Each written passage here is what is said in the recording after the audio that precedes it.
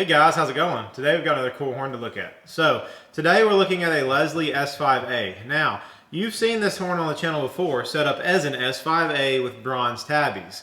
That's how I originally got it. I have swapped over to RS heads. So that's your spike back head, gives it more of a bark, kind of, changes the sound a little bit.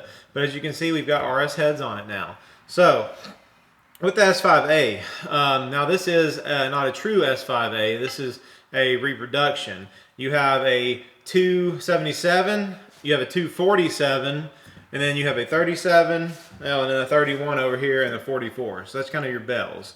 The middle bell is a 25, it's been extended to get the proper note.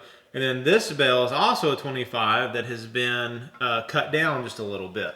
So this horn has a much deeper tone than a regular like S5T or RS5T. I think it sounds pretty good like this with the RS heads. I put up a couple of videos on some of the Facebook groups, and some people said they weren't sure if they liked it, but it's a real haunting sound. It's really a lot deeper, and it's really, really loud too.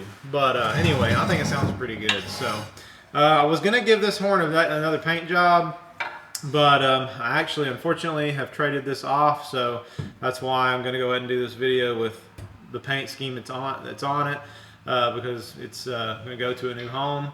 But that's okay. I'm always getting new stuff in. So let's see.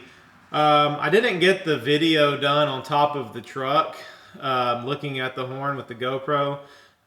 So unfortunately we don't have that, but we got the good run bys and everything and the static.